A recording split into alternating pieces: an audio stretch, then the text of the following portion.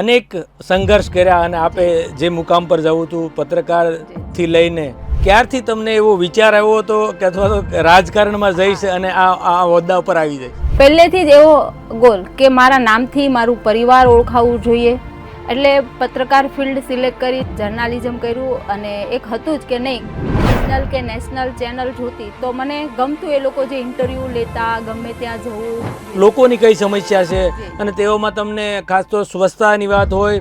તમે જે ચેરમેનમાં બન્યા અને સ્મીમેરમાં શું બદલાવ આવ્યો?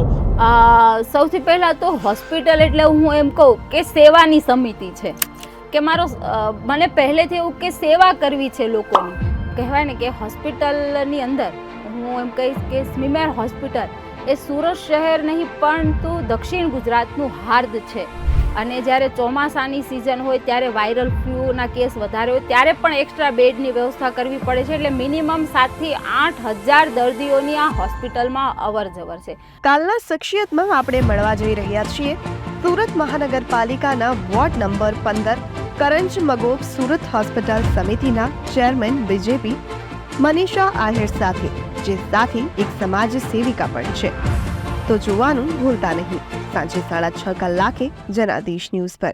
શખ્સિયતના પ્રાયોજક છે સુશીલા ચેરિટેબલ ટ્રસ્ટ, જેઓ સમાજ હિત માટે કરી રહ્યા છે કાર્યો, અને સહપ્રાયોજક છે યુઆર પબ્લિસિટી.